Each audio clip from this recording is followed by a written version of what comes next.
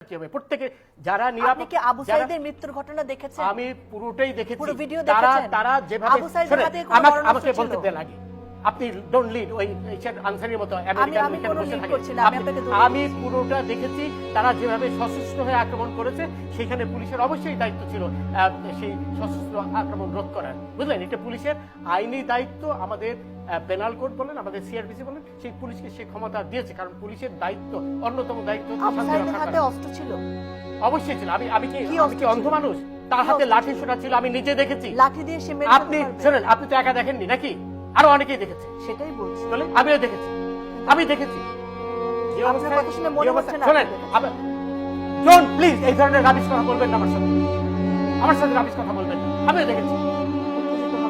আপনি আমাকে উত্তেজিত করছেন। আপনি তো তাদেরই পক্ষের লোক বলে মনে হচ্ছে। অবশ্যই আপনি তাদের পক্ষে কথা শোনেন। এই যে সবুজ মেয়ে মারা গেল ছাত্রলীগের, তাকে কে মারলো? সেটা তদন্ত হবে না? তদন্ত হবে তো, ওইটা সাইদেরও তো তদন্ত হবে, সবই তো তদন্ত হবে। দেখা যাচ্ছে, আমি তো দেখেছি। আপনি আমাকে বোঝানোর চেষ্টা করছেন যে আমি দেখিনি নাকি? এই ধরনের রাবিশ কথা আমার সাথে বলবেন না, রাবিশ কথা বলবেন না। আমি কিচ্ছু রাবিশ বলছি না। অবশ্যই রাবিশ কথা বলছেন না, অবশ্যই রাবিশ কথা বলছেন। আপনি ওদের পক্ষে হয়ে কথা বলছেন। আমি কারোর পক্ষে কিছু বলছি না, স্পষ্টভাবে ওদের পক্ষে হয়ে কথা বলছেন।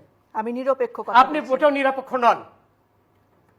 এখন কথা হলো এইখানে রনি আরেকটা মূল্যবান কথা বলেছে যে তারা এই আপনার সবকিছু পরেও হয়তো আন্দোলন থামবে না, কারণ আন্দোলন তারা কোটার জন্য নামেনি। প্রথমেই তাদের যে উদ্দেশ্য, তারা নেমেছে সরকারের পতন ঘটানোর জন্য, সেটি তাদের একমাত্র উদ্দেশ্য।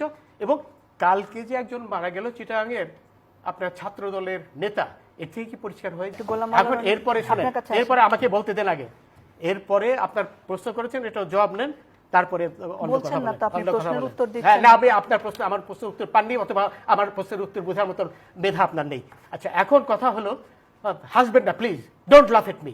আচ্ছা, এখন কথা হলো যে সুপ্রিম কোর্ট কি রায় দেবে সেটা তো আমরা বলতে পারি না, কারণ সুপ্রিম কোর্ট নিশ্চিতভাবে ব্ল্যাকমেইলড হবে না। সুপ্রিম কোর্ট যদি আন্দোলন না থামে, তাহলে তো তাদের পাকিস্তানে পাঠিয়ে দেওয়া ছাড়া আমাদের আর কোনো গত্যন্তর থাকবে না। কাদের জাস্টিস শামসুদ্দিন চৌধুরী মানিক, আপনি আমার নামটা ভালো করে উচ্চারণ করতে পারেন না নাকি? এটি থেকে বোঝা যাচ্ছে যে আপনি আমার প্রতি আক্রোশ নিয়ে এখানে বসেছেন। আমি যেটা বলেছি ঠিকই বলেছি, এবং আপনার প্রতি যেটা আপনি আমাকে অপমান করেছেন, আমার নামটা পর্যন্ত আপনি ঠিক মতো উচ্চারণ করতে পারেন না। আপনার লজ্জা হওয়া উচিত। এবং রনি যেটা বললো, আপনি এমন ভাব দেখাচ্ছেন যে আপনি একাই সেই টেলিভিশনটা দেখেছেন। আমি যখন বললাম আমিও দেখেছি, তারপরে আবার আপনি আমাকে বারবার উস্কানি দিচ্ছেন যে আমি দেখেছি কিনা। তার মানে আপনি একাই দেখেছেন, আর কেউ দেখেনি। শোনেন রনি, কালকে যে না উত্তেজিত হওয়ার কারণ হচ্ছেন আপনি আমাকে উত্তেজিত করছেন, মানে এমন ভাব দেখাচ্ছেন যে আপনি একাই দেখেছেন, আমি দেখিনি। এবং পুরো বাংলাদেশ দেখেছে, বাংলাদেশ আর এখানে আসেনি, তাই তো? আমিও তো দেখেছি। আমি কি অন্ধ ছিলাম? অবশ্যই আপনি বাংলাদেশ। তাহলে আবার এই আপনি, আমি যখন বললাম আমি দেখেছি, তারপর তো আপনার অ্যাঙ্কার হিসেবে আপনার চুপ হয়ে যাওয়া উচিত ছিল। আপনি আবার আমাকে খোঁচাচ্ছেন। শোনেন, এইখানে আমরা গত কয়েকদিনে কি হয়েছে, তারা কি ধরনের সহিংস হয়েছে, এটা কি কারো দেখার বাকি আছে? এবং আজকেও তো দেখলাম এই টিভি, আপনার বাংলা টিভি আগুন লাগিয়ে দিয়েছে, তারপরে বিটিভি আগুন লাগিয়ে দিয়েছে, তারপরে এটা তো